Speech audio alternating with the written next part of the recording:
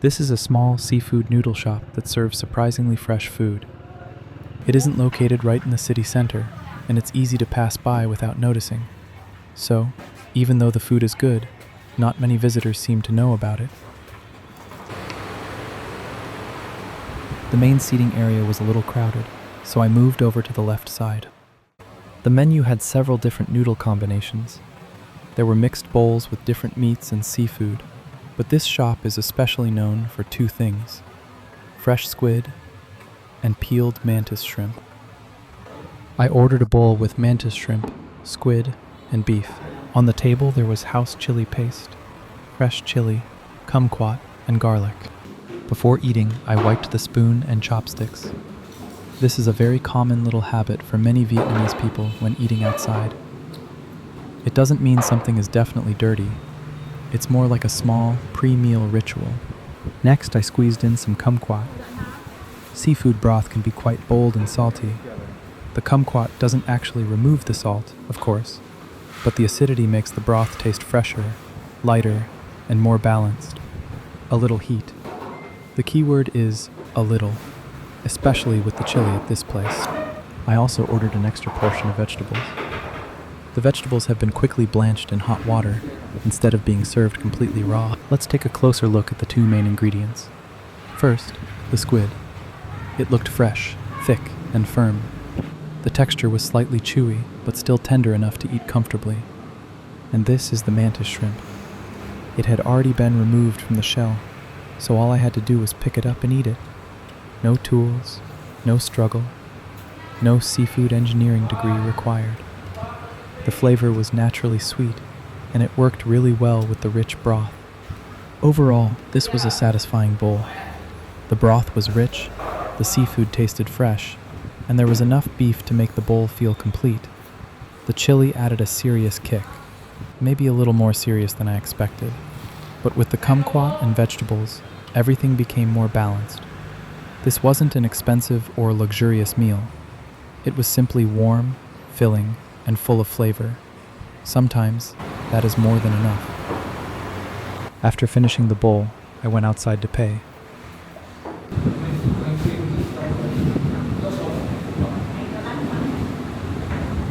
The total was 65,000 dong.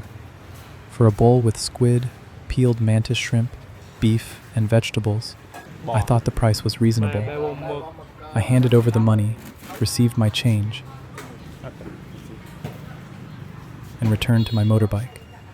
The meal was finished. But apparently, the day still had another mission for me: coffee.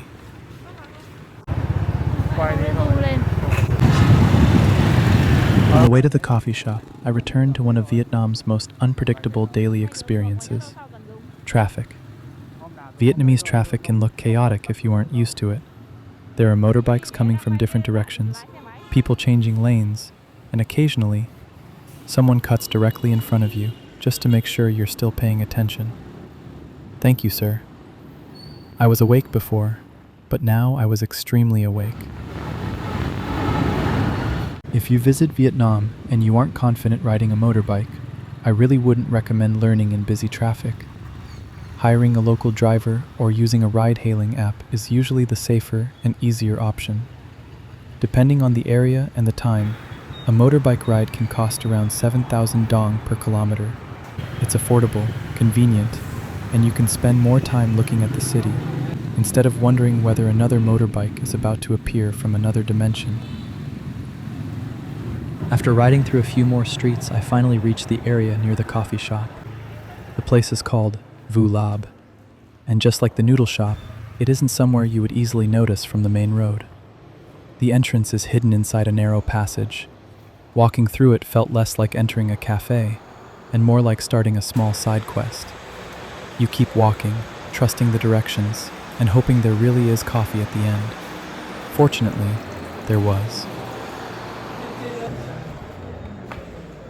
I ordered an iced coffee with condensed milk. In Vietnam, this is commonly called Nao Da in the north. It cost 45,000 dong. After the rich seafood noodles and the spicy chili, a cold coffee sounded like exactly what I needed. Although, looking back, My body may have had a slightly different interpretation of what it needed. We'll get to that in a moment. The cafe had a quiet and slightly mysterious atmosphere. There were trees and green leaves above the seating area, creating plenty of shade. Even though the city was still moving outside, this space felt separated from it. It was cool, calm, and hidden enough that not many people seemed to know about it. This is the kind of cafe that doesn't try very hard to announce itself. You have to look for it. And somehow, that makes finding it feel more rewarding.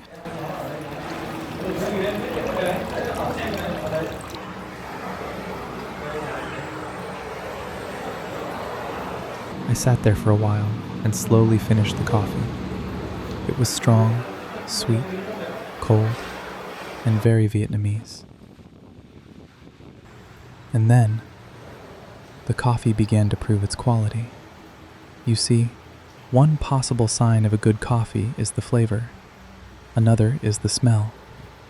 But the most immediate sign is when your body suddenly asks you to locate the nearest restroom. So, when I held up that piece of paper, it wasn't a menu. It wasn't my review score. It was emergency preparation.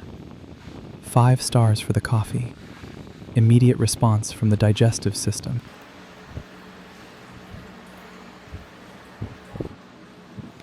After sitting there for a little longer, it was time to go home.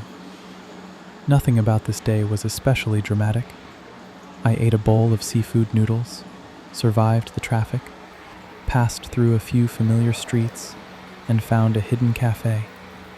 But honestly, a good day doesn't always need a big plan. Sometimes it can be a warm bowl of noodles, a strong cup of coffee, and a few interesting places hidden inside an ordinary city. Thank you for coming along with me. Would you choose the seafood noodles or the hidden coffee shop? Let me know in the comments. And if you enjoy simple food, quiet places, and everyday stories from Vietnam, you're always welcome to join the next walk.